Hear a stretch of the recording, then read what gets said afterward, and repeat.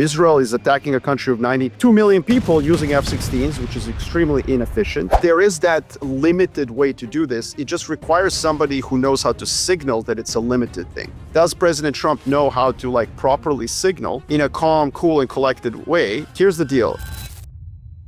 How do you signal to Iran if you attack Fordo? It will be extremely, extremely important for the White House to signal to Tehran, literally call them, just pick up the phone. Look, we are about to bomb Fordo, and that's it. We're done. We're not going to do anything. In fact, we're going to start telling Israelis we're not going to give them weapons. They need to stop. But here's the deal. If you retaliate against global energy, we will do to you what we did in 1988, Operation Praying Mantis. Everyone listening to this, go on Wikipedia, read about it. And we will decimate your entire country from above. You have no way to defend. I mean, if you couldn't defend against Israel, you have no way to defend against the US.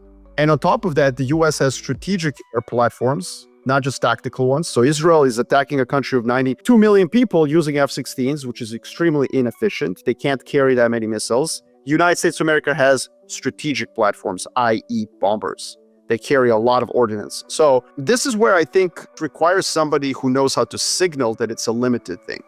And that's where I'm a little bit afraid.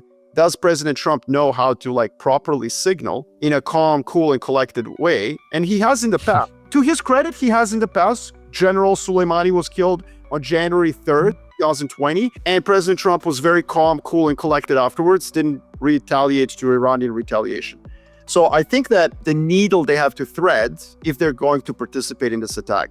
Now, one thing about Iran that I want to also mention, I know we want to shift to big picture, but I just want to mention this because it's important. The deputy foreign minister also said this to Christiane Amanpour on CNN, and she waved him off. Amanpour was saying to Iranians, and she said, well, Israel's done something that no one's ever done to you. And he scoffed at that, as he should, because it's a scoffable comment. Comparing this to the Iran-Iraq war is, as my dad would say, it's comparing ass and a donut. Both are round and have a hole in the middle. But they're different things. Israel is awesome, and they're so cool, and they can do this, time out. 500,000 people died in the Iran-Iraq war, 1980 to 1988.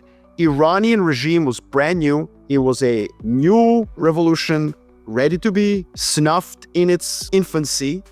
And Saddam Hussein was supported by everyone on the planet. There was bigger coalition behind Iraq, Saddam's Iraq, than there is behind Netanyahu's Israel. We're talking Soviet Union and the United States of America both aligned behind Saddam's Iraq, supplied him with weapons. France, the Europeans, everybody was behind Iraq to snuff out this Islamic regime in its infancy. And that war was brutal. 500,000 people died.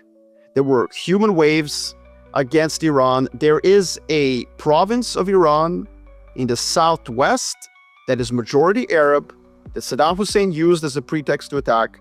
My point is that was an existential risk that I would argue is far, far above what's happening right now. And Iran survived that. They only once so much as dipped their toe into retaliating against global shipping, right? Just once. During those 8 years, only once did they do that. Why? Because they knew that when Saddam targeted their tankers during the tanker war phase of that conflict between 84 and 88, when Saddam did that, they knew that Saddam wanted them to lose their cool so that they would invite US into the action. So they've seen this movie before where a country attacks them and is begging them to lose their cool so that the US gets involved. And so that's where I would say we have to understand that dynamic. And that's why I do think President Trump could thread the needle, signal to Iran, look, this is over. I'm going to finish Fordo. You guys can retaliate against some US bases. I get it, but let's stop there. And I think that's the most likely scenario that actually happens.